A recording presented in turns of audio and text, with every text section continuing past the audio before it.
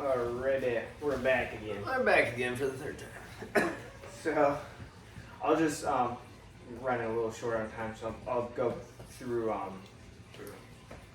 basic so the history. I think there's a lot of lost knowledge with like the natural way to do things, and so there was like pagans, whatever you like, religious people would call them witches and everything. That's just propaganda. Right. Like those women were like they were the medicine people. Like they was transferred from the grandma, mother, and daughter.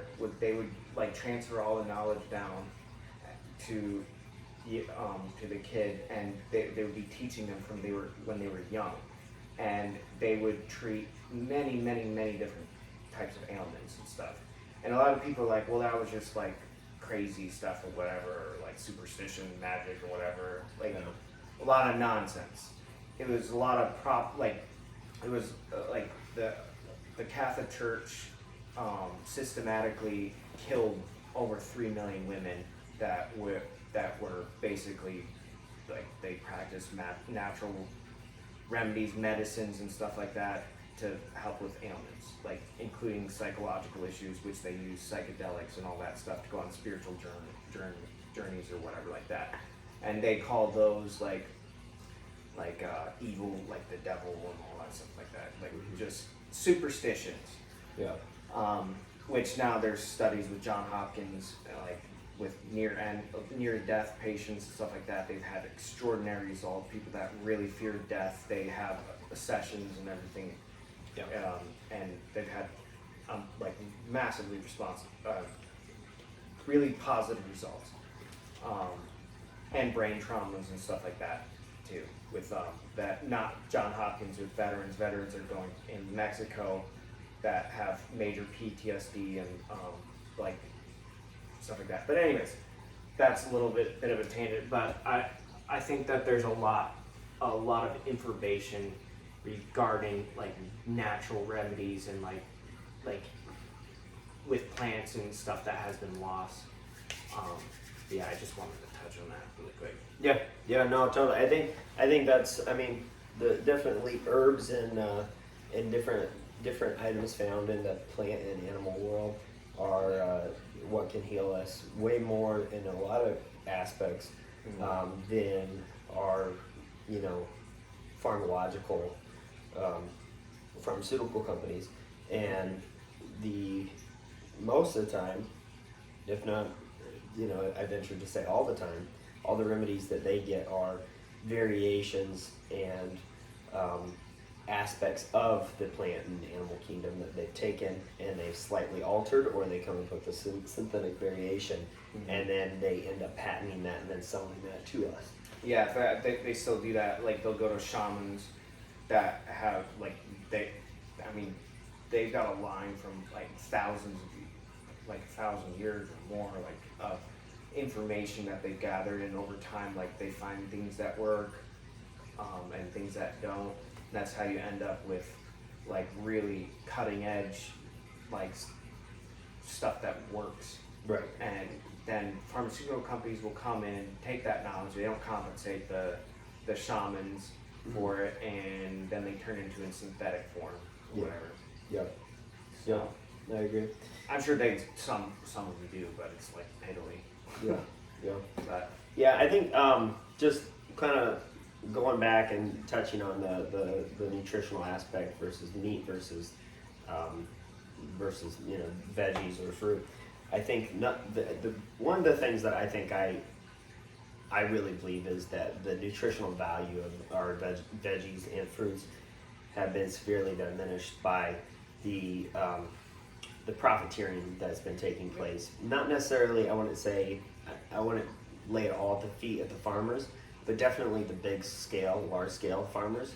And it's, to some degree, it's a function of staying competitive, staying competitive in order to turn a profit, because it is so hard to be a farmer nowadays. Right. So I don't necessarily blame them in entirety, but just the way that our agricultural system is, It's very, you have to have an extremely large amount of land, and you have to, you're using all these pesticides and insecticides that diminish the quality of the soil, and on and on and on. It really has to go from the government is causing the is the major problem with the agriculture. Like, so basically you got the way that, like, the crops that are grown, there's certain crops that are subsidized. Yep. And whether soybeans, all that. Yep. Whether the crop is successful or not, and even if there's partial success of the crop, if you got to claim a complete loss and throw those away. You can't make any money off of those. You have to throw everything away to be able to get a subsidy from the government. Right.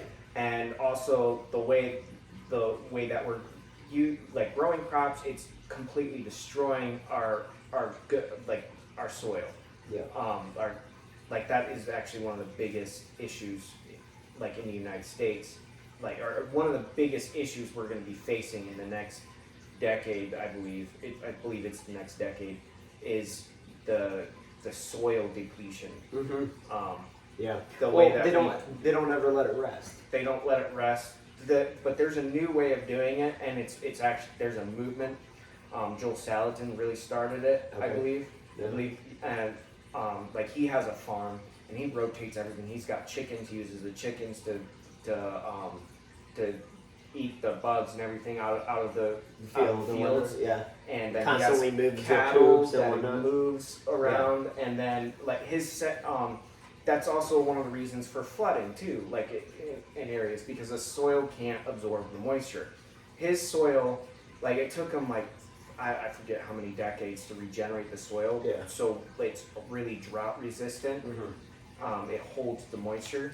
So there's ways of doing things right. But there's this other this story that's really cool. I think there's a documentary on Netflix. I can't remember what it's called, but it goes over this, and this farmer was like he was at the end, like he had 1 or 2 years left before he's just done, bankrupt. Right. And going the regular subsidy, going with the government subsidies and everything like that.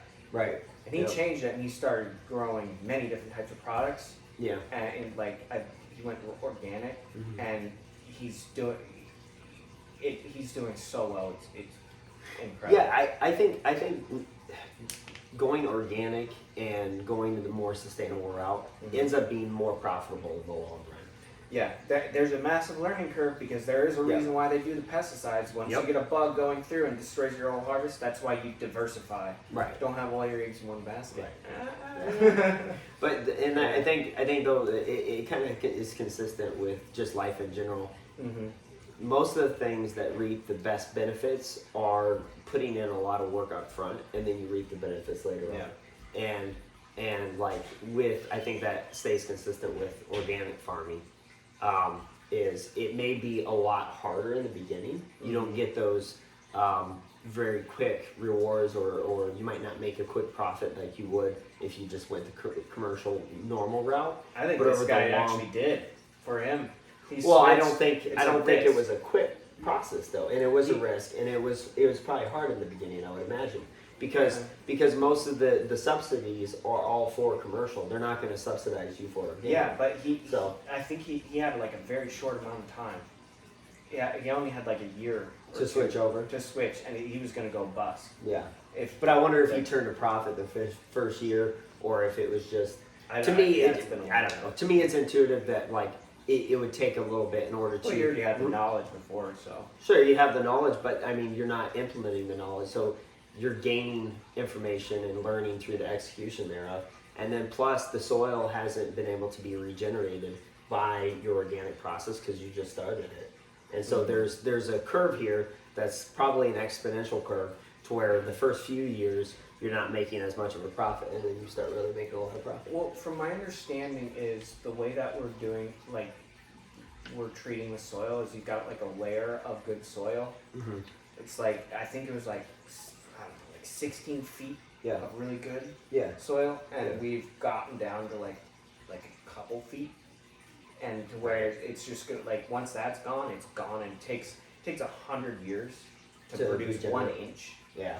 1 inch of good soil. Yeah, and it's probably different in different places. So sorry if you guys, if someone believes that the Earth is 6,000 years old. There's I'm not just co-signing. kidding. I'm not co-signing that. That's not a co-sign by me. Maybe we'll have to talk about that in the future too. But anyways, but then the other thing I wanted to touch on that I didn't really touch on, just the last thing I want to touch on, because we kind of talked about meat and vegetarian and the mineral content and all that stuff, is there's another thing that I look at when I think about eating meat, which is that, like, there's a lot of disease, and obviously it depends on where you get the animal. That's a caveat there for sure. Mm-hmm. But there's a lot of disease that sits in the blood of animals, and so you are taking that in unless you get absolutely most, if not all, of the blood out.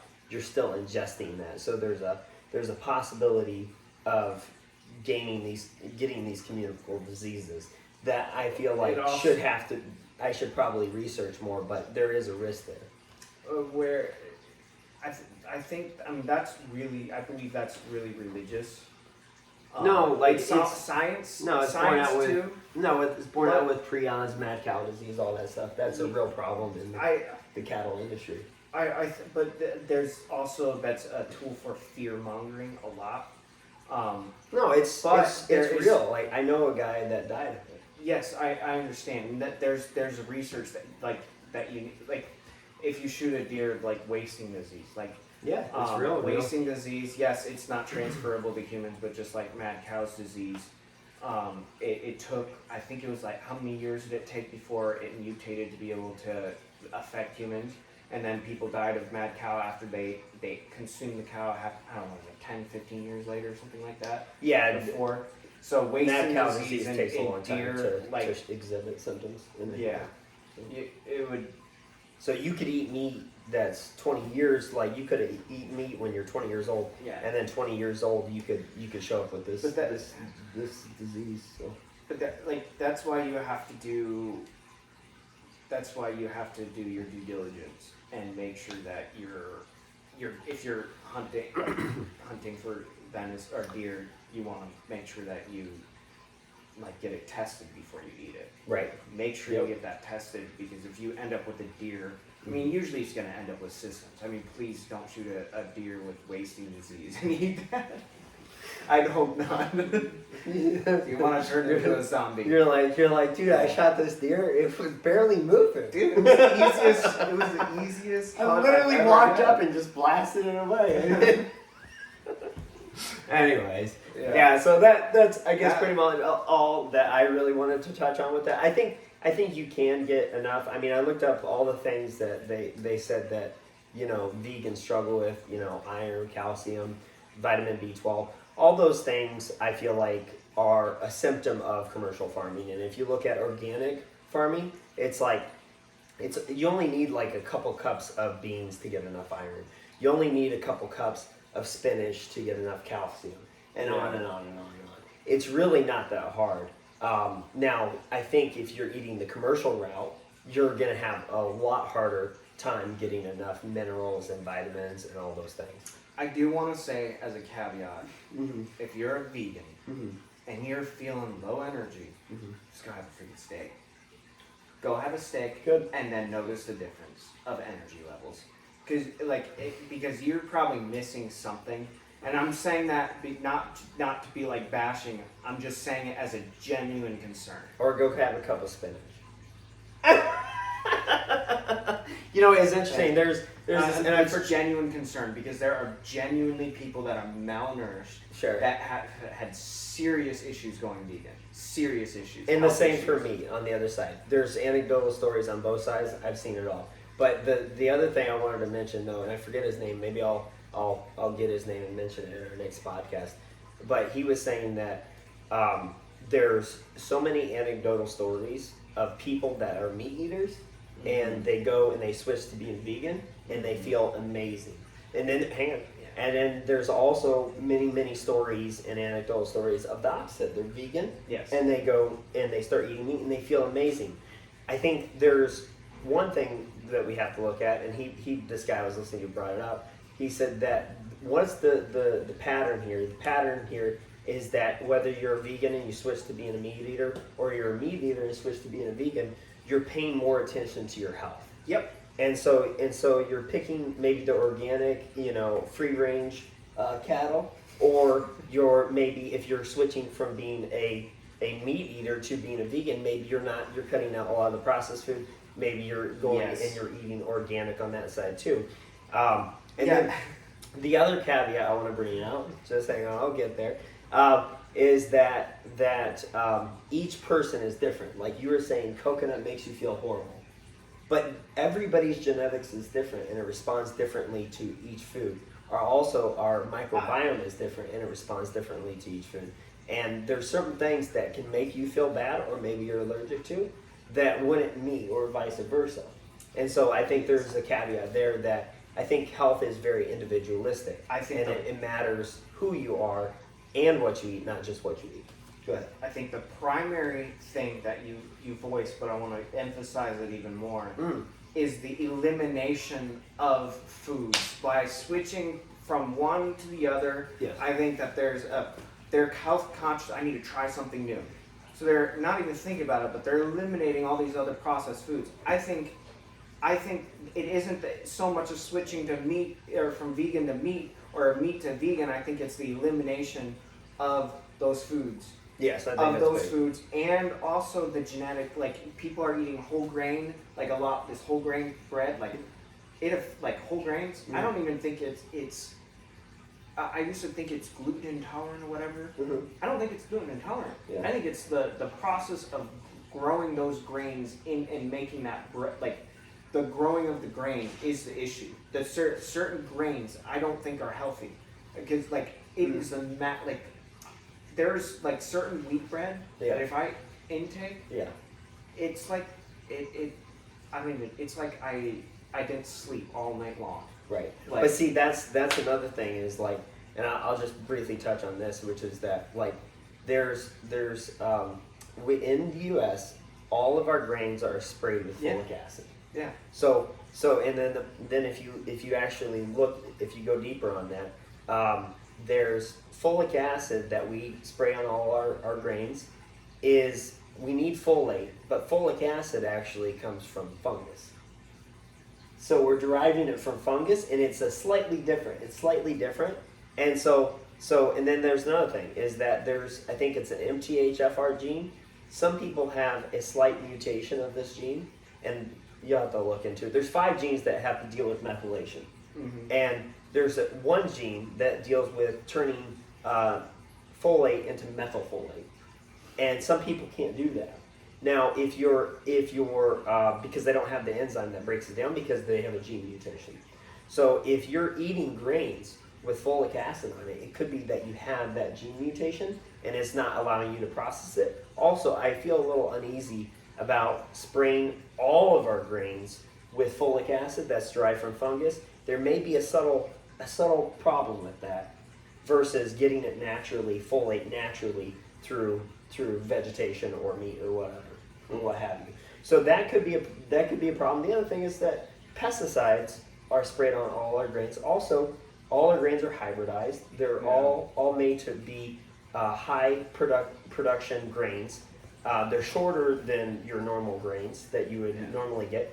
And my mom actually gets grains from Europe, and I've had problems with eating bread in the past, but every time I have that bread, I feel amazing. Yeah. So it might be something that you could check out and try some of the grains from Europe, because I think there could be a thing. Bread at all, really. Yeah. Well, it could be you have one of those gene mutations. Maybe. Maybe it's worth checking out. I do want to say one thing though. Vegetarians and you vegans out there. If you don't like vegetables and you're a vegetarian, I wouldn't call yourself a vegetarian. No. You're just eating processed foods. Yeah, you're just eating chips. Go eat meat. If you're just eating like the veggie meats and all that stuff is like horrible. Yeah. Why? Don't think you're being healthy, and don't ever hate on someone who's eating meat, because I guarantee, my certainty is high. Personally, this isn't a fact, but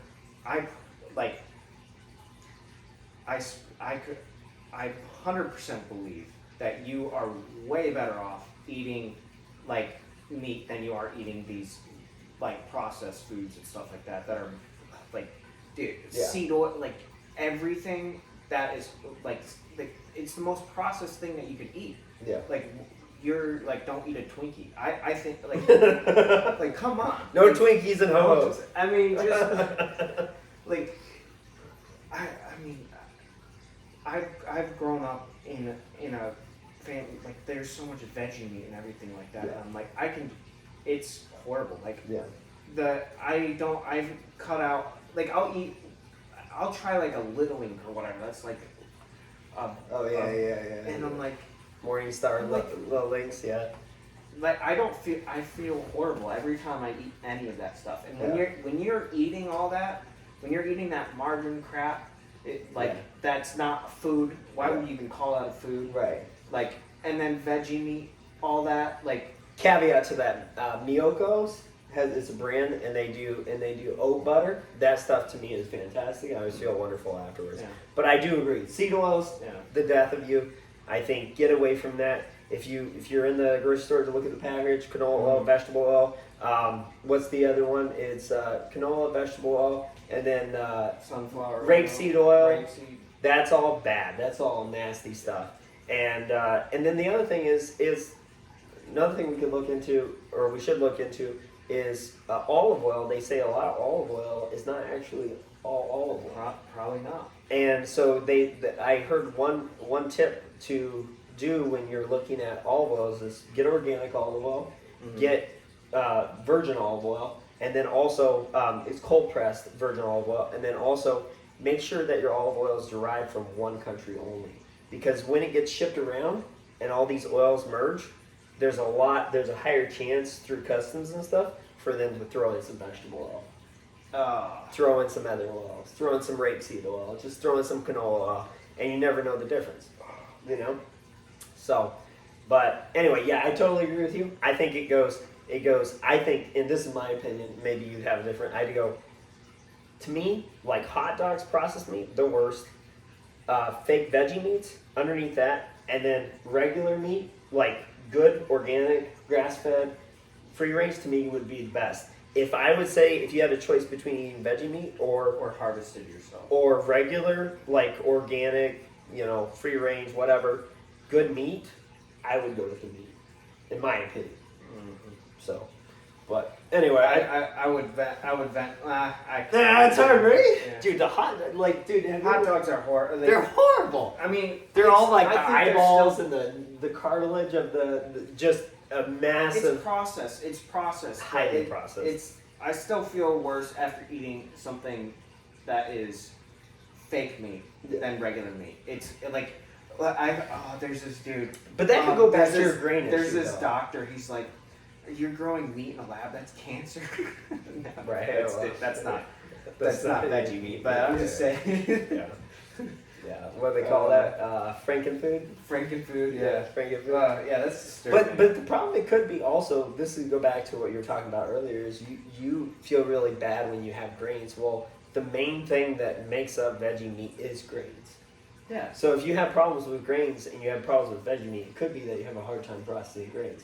Because I don't have that with either one of those. I've heard of people getting horribly, horribly sick off of eating veggie meat. Yeah, I believe it.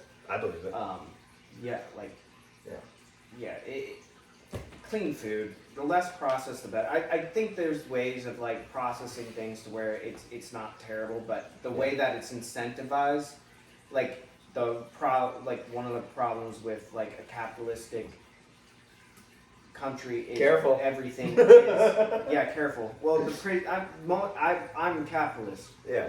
But I'm saying like the prison system, and then the incentives are profit over health, and that is one of the issues.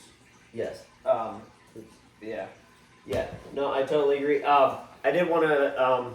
So I think we also wanted to talk a little bit about nicotine. I think we mentioned it before. We've obviously hit the nicotine pin a few times today. Yeah. Initially in the first, I think, couple podcasts. I tried to quit for a bit there, but I also quit drinking too. Yeah. And That's I hard was to do like, both at once. I was craving that. I was wanting, like, I like to have a cold beer. I really enjoy it. Yeah. But I enjoy many cold beers. Right. That's the problem. Right. So it's, I mean, yeah. I'm surprised. I'm surprised you don't have a problem with beer because that's also made from grains. Well, then maybe it's not from grains. Maybe it's just an altered process. Maybe, but that's It's really brewed. processed. Uh, But it's also strained and refined, Yeah. so it may have. Yeah. I know people that have problems with beer. Yeah. Like like you can get sensitized to things. Yeah. Like Allergies is weird. yeah, It can you be can develop weird. them. Yeah. Like I got slightly sensitized to this resin when I worked at a wind turbine factory, and like you just when you touch it, you all of a sudden just turn into hives. It's if you get contact Yikes. over and over again. Yikes. Yeah. Yeah. Yep. But anyways, so yeah, I think vapes are really, really bad. I think cigarettes are really, really bad. I think cigarettes are worse. There Yeah. may be long-term consequences. There probably is. Yeah. But like cigarettes, like I did smoke for a decent amount of time. I quit as soon as I saw some. Like I started getting like a tiny bit of gum racine, which is weird. You think that you get that from tobacco, and then Like, that's yeah, what caused me. I'm like, I'm done. I can't stand that. Yeah. I guess that's one good thing about being vain. Right. You're like, not my Slightly. looks. Not my looks. Yeah. Well, I've got this this image in my head of like being toothless or something like that. That's why I quit. Like I dipped here like for a bit too. I quit that. yeah. That is really gross. But Well, yeah. they said dipping is this is another World Health Organization, and I'm not a huge fan of the World Health Organization, but You've mentioned them a lot, and in my mind, I'm like, yeah, I mean, I don't trust them. you at have to get all. your studies somewhere, and I don't really trust them necessarily either. I think you have to really look at the incentives for giving one side of the story, and like what is it? I think Mark Twain said, "There's lies, there's damn lies, and then there's statistics." I think there's And 90. so- I heard a statistic that 90% of scientific studies are not done correctly. I've And that they're wrong. heard a statistic that 99% of statistics are. Yeah, yeah, they are wrong Well- because they're not perfectly right. Statistics is an estimation. Yes. Yes. A lot of the. I mean, do you see how messed up the United States, like the United States, our food that we intake? Do you see how messed up it is? How did that happen? You they did scientific studies, but guess what? They got paid off. They got paid off Yeah. over and over and over again. Yeah. That's why we have such a Right. messed up system. You always have to follow the money. I love the idea of the United States. If you go to the history, it's a beautiful idea. But when you get enough the devious people Mhm. that are not ethical, they will sell people Roundup and say, oh yeah, this is just fine. And then you get a bunch of people with cancer and dying. Right. Well, that's a whole nother topic. And but a lot of the corruption is wiped away by the sands of time, you know. And then you have lasting effects. I mean, you can test. You can now go to the most pristine places and find remnants of Roundup or not pesticides. pesticides and stuff like that. They used to spray it in airplanes. Right. They still do. To clean but I mean they used to have stuff. I mean, a lot of these cancers and everything. You hear about all these people developing lung cancer and just dying of heart issues. Well, a lot of that is from asbestos and stuff like that. You don't know. You don't know because you had so many people that got affected by it. And it can take 15 years before it starts to kill you. up. And what asbestos is it's like a microscopic piece of fiberglass where the lungs can't excrete it. Right, and it gets Or stuck to get the out. alveoli. Yeah, and then it gets stuck It does a little inside, scar tissue. and then your lungs get rid of it, and then it goes into the other side, back and forth, back and Right. forth, back And and it- forth, and back it and forth, cuts, cuts. scars it, and then you can't breathe. Yeah. It's essentially like It's- getting emphysema, Oh, but man. from asbestos. But I went to asbestos abatement, so I went through the whole class. Yeah. Like, Yeah. it's bad. rough.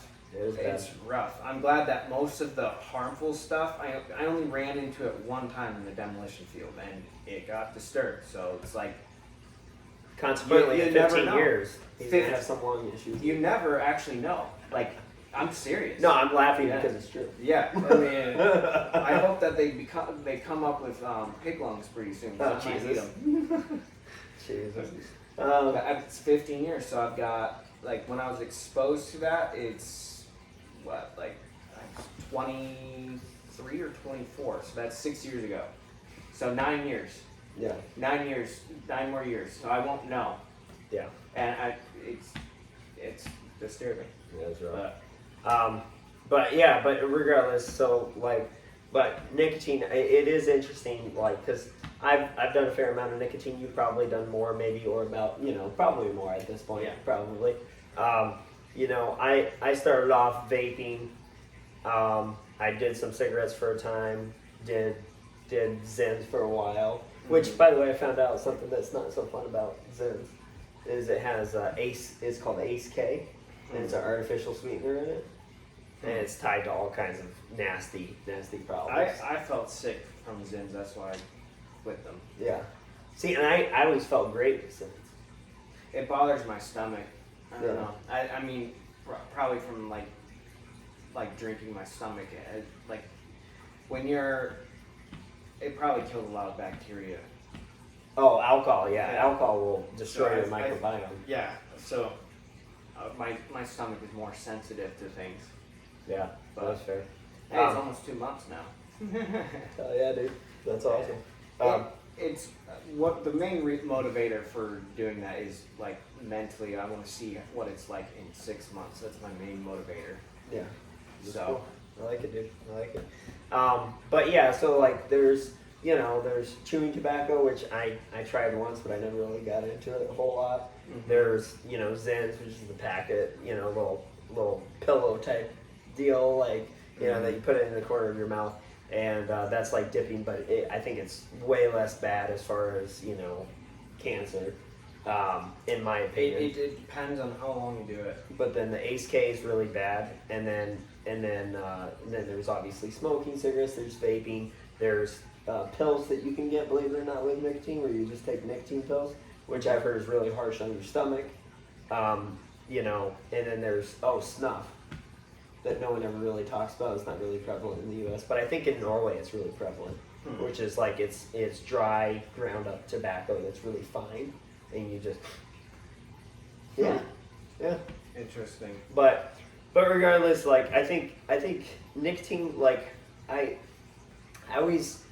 thought there were some positive effects, and I still think there is in the short term, but I think it's kind of like coffee, where like initially when you drink coffee, you get a boost from it, and maybe you get a boost for like a week or two, but then eventually like the base level without coffee is now way below. Like once you drink it all the time, it goes below what you would normally have. So you need a cup of coffee just to get up to the base level energy that you would normally have if you didn't drink coffee ever. Yeah. And so I think because it's a stimulant, just like nicotine is. And so I think nicotine and coffee are best done in short bursts, as needed. If you feel like you need to focus for like a test, or if you need to focus for schoolwork, or if you're like trying to figure out a particularly hard problem and you really want to focus on it, it really helps with that because it increases dopamine, it increases acetylcholine in your brain, it increases norepinephrine and epinephrine, and acetylcholine is like what you use to focus, and motivation makes you feel good, relaxes your body muscles, makes you relaxed but focused in your brain. But then if you use it all the time, now you're basically resetting your receptors to like need that. Yep. And so then if you don't have it, you're actually below baseline. That's why you have these habitual chronic smokers that they need to go and have a smoke break every hour or whatever on them. I do want to say that vaping is way more addictive than smoking. Yeah, and part of that is because it hits your Acid. bloodstream faster. Yeah, And it's a higher level. and you don't have to go outside. Right. But I mean, yeah, please don't ever start because the thing is you don't know what you're you don't miss something unless you do it. Once you it's once you drink or really and start enjoying it and you get accustomed to it, then it's something that you like and you enjoy, and then you don't want to not be able to do it. Right. Well, it's the And then- physiological, you're sitting there, breathe in, exhale. It's this kind of almost cathartic thing where you're just relaxing. You need it to kind of calm down and relax. It's something to do. I'm fidgety. I like to do something, Right. and I like to hold something. It's I'd like to have other. I almost need something else to do.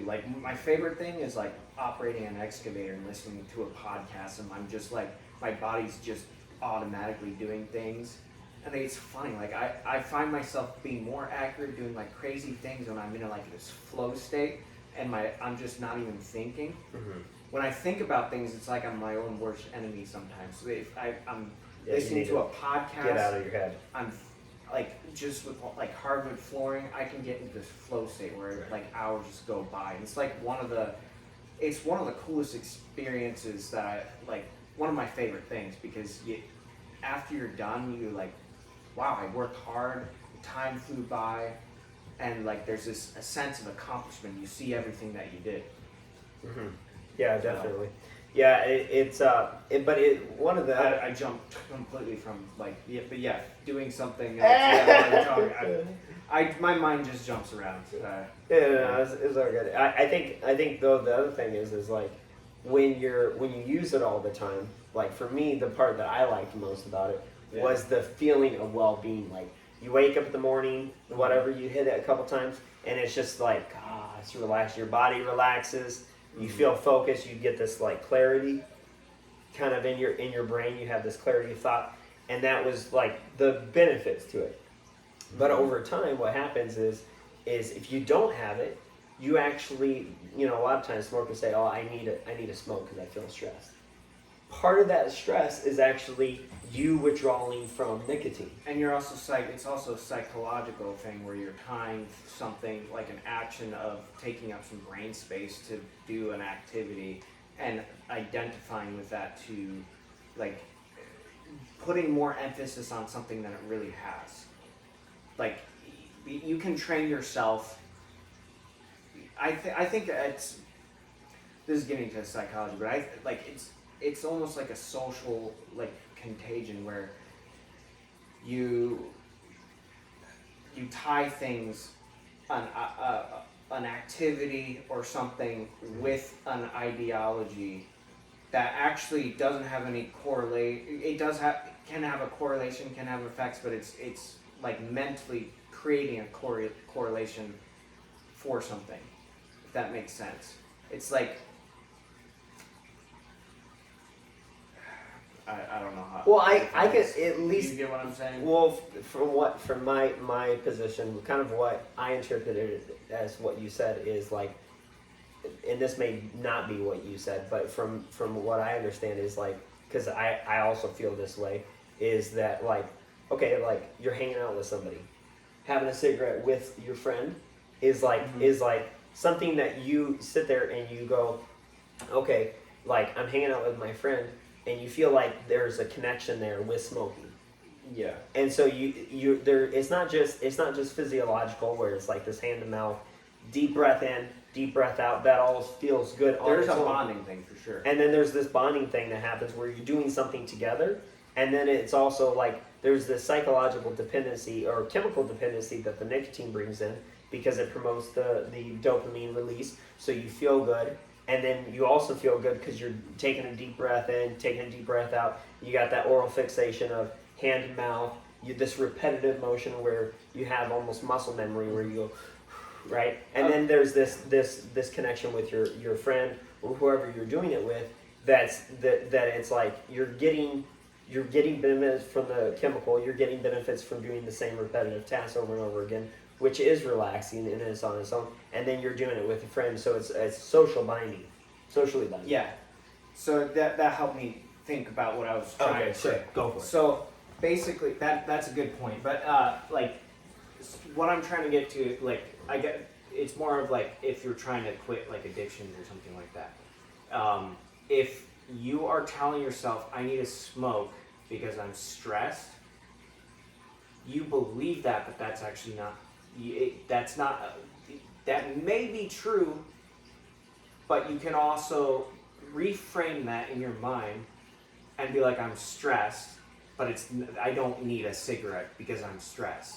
Like, if you tell yourself, I need this because of this, like, then that isn't reinforcing whatever you're trying to, like, quit. And you're tying something, you're putting a need to something when it's actually not there. Like when you're pushing yourself for the need to have this thing that you're trying to quit, and putting more, like, elevating it in your mind more than it needs to be. Right, you're putting more weight on the activity of smoking relieving your stress than it actually is there. Yeah. Like, you're making it more of a big deal. Yes, it's a big deal, but it's not as big of a deal as what you put emphasis on it. It makes me think of, there's this book called Habits by Charles Duhigg, and he talks about how everything is a habit, whether you realize it or not. And there's a trigger, and then there's a reaction, and then there's feedback from that reaction that usually is like you get some positive reinforcement from. Yeah. And so he said, if you want to quit a habit, a bad habit, what you need to do is you can't change the trigger. The trigger is like, I feel stressed, I want to smoke, right? So the trigger is I feel stressed, but what you can do is change the activity of what you do in relation to that. So if you say, I feel stressed, I want a cigarette, and you just sit there and say, I'm just going to be disciplined and not have a cigarette, that's not as good. You may be able to willpower your way through it, but that's not as good as saying, I feel stressed, that's the trigger.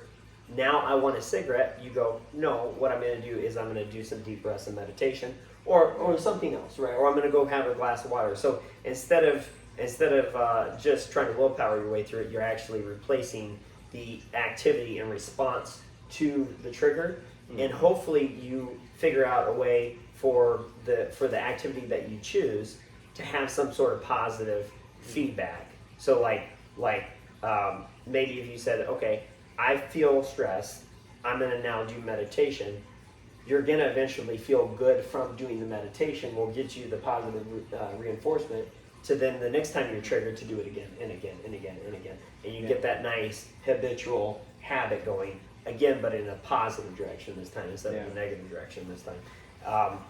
The interesting thing is like kind of speaking in favor of like the short-term benefits of it is like I heard, and I forget, I think it's Aurelius or something like that. It's part of your brain that's like a packet of neurons, and it actually has neurons that kind of go throughout your brain. And when you take in nicotine, it actually dumps it dumps like acetylcholine, and it dumps norepinephrine throughout your brain. And so what that allows you to do is whatever you're already thinking about, whether it's a video game or a problem at work or whatever, you're able to focus way more. You're able to focus way more on it. I wonder if on the flip side, like, what if there's like a problem that you actually don't want to focus on, but it's stressing you out? I wonder if that would make you in taking nicotine. I wonder if it would make you even focus harder on the thing that you don't want to focus on. There's nothing you can do about this right now. Thinking about it is not going to help you. Sure. It's going to cause stress and anxiety. It's going to really make you angsty or whatever. That would probably be a correlation. If you're already focusing on it, yes, it's just going to heighten that focus on that problem. But if you say there's a problem I'm focusing on right now, it's really stressful, and then you go and you pick up a video game and you purposely try to focus your intention on the video game, and then you take in nicotine, it might help you just shift away and just focus on the video game. Possibly. I'm not sure. There's probably a lot of psychology behind that. But there is definitely, there's like, I think it's the nucleus accumbens, and then there's the ventral tegmental area. And basically, like, as soon as you take a nicotine hit, the nucleus accumbens, it basically produces and sends out dopamine, and then it hits the ventral tegmental area, and that actually makes the ventral tegmental area produce more dopamine, and it goes back and forth. And this is like your reward circuitry. So it's like this habitual thing. So then it's like you keep doing this, and the problem with that is like chemically you're going to get, I believe it's the receptors are going to be like down regulated for dopamine, and then now if you don't have the nicotine, you're going to have less of a reaction from dopamine. So like if you're a habitual nicotine user, you're used to all these elevated, and it's not just with nicotine, it's with other things too. Anything that is extremely pleasurable, it dumps in more dopamine than your brain is used to, and then it downregulates the receptors, and then now small amounts of dopamine, like say you did something that was like an accomplishment, but it was a small accomplishment, it's not even going to register on your reward circuitry. And so that's where it's a problem, because then you don't really have the motivation to go out there and do the things necessary, the hard things necessary in order to accomplish things you want in life, because you're not actually getting rewarded for it, because the reward that you get, the chemical reward you get for having an achievement is way less than just smoking nicotine, or way less than smoking marijuana, or any drug really that releases a lot of dopamine. So it's interesting, and I think everybody should be careful with nicotine, be careful with coffee, be careful with definitely marijuana or any of these other drugs that spike your dopamine really high. I think that ancient humans, they weren't surrounded by TVs. TVs release a lot of dopamine. Video games release a lot of dopamine. Nicotine, marijuana, coffee, really, really concentrated high sugar food sources like donuts and stuff like that. That releases a lot of dopamine. And you think about it, our ancient ancestors would never happen upon a whole dozen donuts. They happened upon a beehive. Beehive, sure, but that was rare. And they had to work for it to get it. They worked for it, but when they did splurge. Sure. They intook as much as they could because sugar is a rare resource. But then it wouldn't happen for a long time. And the same thing with like mangoes. How often do you think an ancient human would run into a whole bag of dried mangoes? Unless you're South American. A whole bag of dried mangoes? South American's just one big giant mango garden. Yeah. That all those it's interesting. Like South America, they're like the plants aren't natural. Like they didn't naturally occur the way that they are. They were planted. That's interesting. The whole So and it's one of the most lush places and biodiverse places on Earth.